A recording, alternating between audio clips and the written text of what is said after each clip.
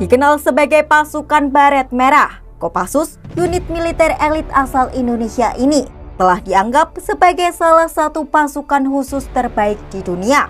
Pasukan elit ini selalu menjunjung semangat lebih baik pulang nama daripada gagal di medan laga. Berani, benar, berhasil, komando.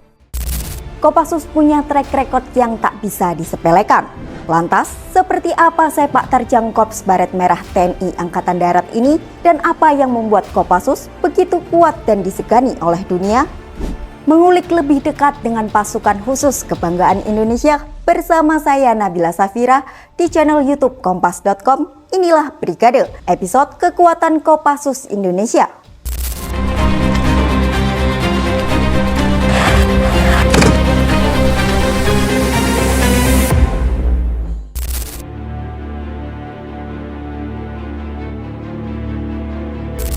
Lahirnya Komando Pasukan Khusus tak terlepas dari kemunculan gerakan separatis di awal Indonesia berdiri, yakni saat pemberontakan di Maluku pecah pada Juli 1950 yang dilakukan kelompok yang mengatasnamakan dirinya dengan RMS, Republik Maluku Selatan. Kelompok ini ingin memisahkan diri dari Negara Kesatuan Republik Indonesia. Pimpinan Angkatan Perang Indonesia pun langsung mengarahkan pasukan untuk menempaskan kelompok tersebut. Kendati RMS berhasil ditumpas, namun banyak pasukan Indonesia yang menjadi korban. Padahal kala itu jumlah kelompok pemberontak ini jauh lebih sedikit dibandingkan pasukan yang dikerahkan dalam operasi tersebut. Letkol Slamet Riyadi yang juga turut dalam tim penumpasan gerombolan pemberontakan ini pun menilai bahwa taktik dan pengalaman tempur militer Indonesia harus lebih diasah lagi. Menurutnya harus ada satuan pemukul yang bisa menghadapi lawan dengan cepat. Seberat apapun medannya akan ada solusinya. Berangkat dari pengalaman tersebut, ide dibentuknya satuan pemukul ini pun diteruskan kepada Kolonel Alexander Evert Kawilarang. Akhirnya lewat instruksi Panglima Tentara dan Teritorial, tanggal 16 April 1952 terbentuklah Satuan Komando Teritorium 3 yang menjadi cikal bakal berdirinya Kopassus. Dalam perjalanan selanjutnya, satuan ini beberapa kali mengalami perubahan nama, di antaranya sebagai berikut.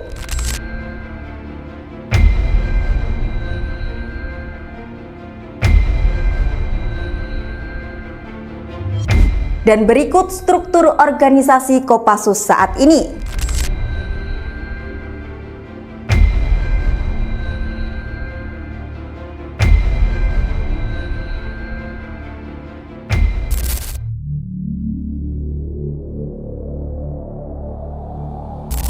Kopassus dikenal sebagai pasukan elit yang disegani dunia karena prestasinya. Bahkan Korps Baret Merah pernah menjadi pasukan elit ketiga terbaik di dunia.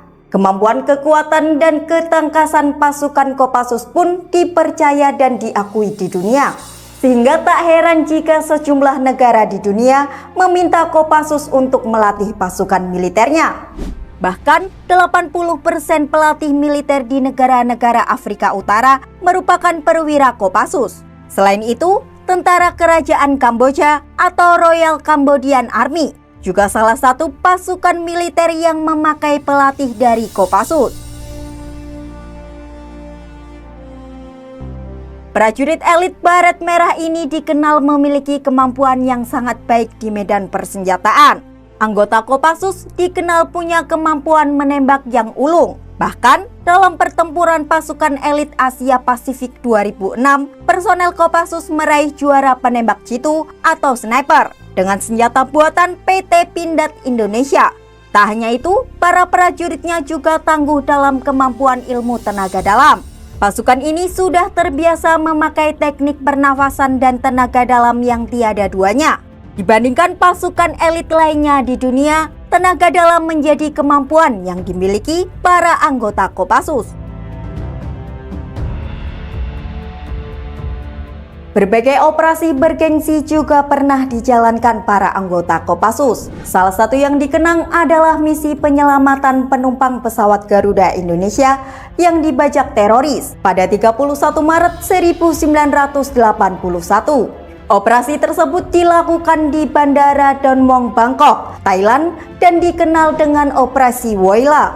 Selain itu, berikut operasi-operasi yang pernah dituntaskan Korps Pasukan Baret Merah ini.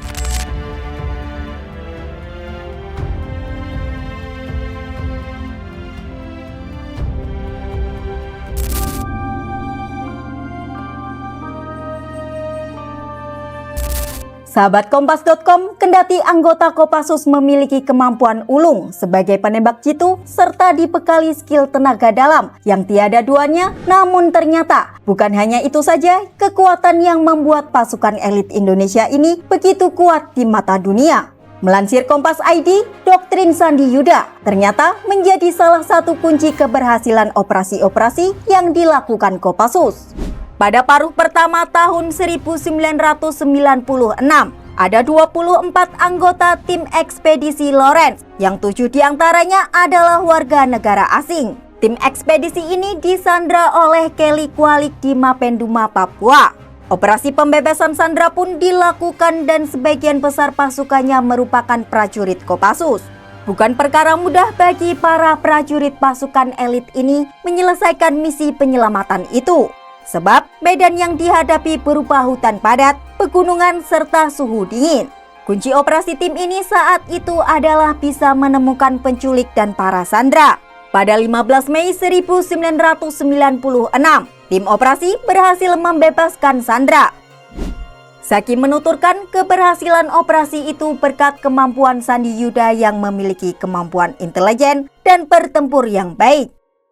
Sandi Yuda merupakan salah satu kemampuan yang harus dimiliki setiap prajurit Kopassus, yang meliputi kemampuan intelijen dan bertempur. Tak hanya kemampuan itu saja, doktrin Kopassus juga mengharuskan prajurit Kopassus memiliki kemampuan berikut.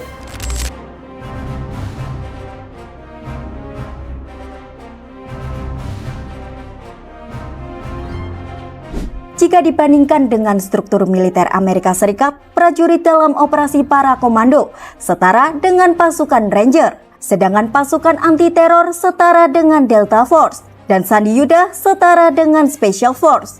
Sekitar 8 tahun yang lalu, Kopassus mengubah organisasinya untuk menghadapi tantangan perang yang modern, termasuk operasi Sandi Yuda yang memiliki kualifikasi intelijen seperti perang rahasia, infiltrasi, dan kontra-gerilya. Dengan metode perang, psikologi memenangkan hati dan pikiran masyarakat. Operasi ini bukan sekedar mengerti, melainkan menyelami serta menjalani kultur, bahasa, kebiasaan, bahkan bisa jadi harus menjadi keluarga. Kini, zaman telah berubah, dan di masa depan, perang menjadi sebuah hal yang tidak linier. Jika pasukan khusus dikenal dengan tugas-tugas behind enemy lines, maka dibutuhkan evolusi dalam cara berperang, karena tidak ada lagi garis yang memisahkan antara musuh dan kawan. Selama ini Kopassus menjadi pasukan khusus karena tugas-tugas operasi yang berhasil dilakukan. Melansir Harian Kompas, peneliti militer Rene L. Pati Rajawane melihat eksistensi Kopassus muncul karena sejarah operasi yang dilakukan terhadap separatisme dan terorisme. Operasi-operasi yang mengangkat nama Kopassus seperti Woyla 1981 dan pembebasan sandera di Mapenduma memberikan persepsi akan kemampuan Kopassus menggabungkan kemampuan Sandi Yuda, Parako, dan anti-teror. Seperti demikian, tantangan ke depan ialah perang dengan teknologi yang diwarnai meluruhnya nilai nasionalisme. Perang generasi berikutnya menurut Rene akan kian kompleks, tetapi salah satu indikasi penting adalah terjadinya perpecahan dalam negara bangsa. Nah, itu tadi gambaran sekilas tentang bagaimana Kopassus menjadi salah satu deretan pasukan elit terbaik dan disegani. Nama besar pasukan elit ini pun telah dikenal di berbagai penjuru dunia. Tentunya, Korps Baret Merah telah menjadi salah satu kebanggaan yang dimiliki Indonesia. Namun, zaman menuntut evolusi di tubuh komando pasukan khusus tersebut agar selaras dengan tantangan perkembangan yang ada. Bahkan, di tengah peliknya perang cyber dan adu kecanggihan teknologi yang kian masif di masa kini. Terima kasih telah menyaksikan Brigade episode Kekuatan Kopassus, pasukan elit Indonesia yang disegani di dunia. Saya Nabila Safira pamit, sampai jumpa di Brigade episode selanjutnya hanya di YouTube Kompas.com. Jernih melihat dunia.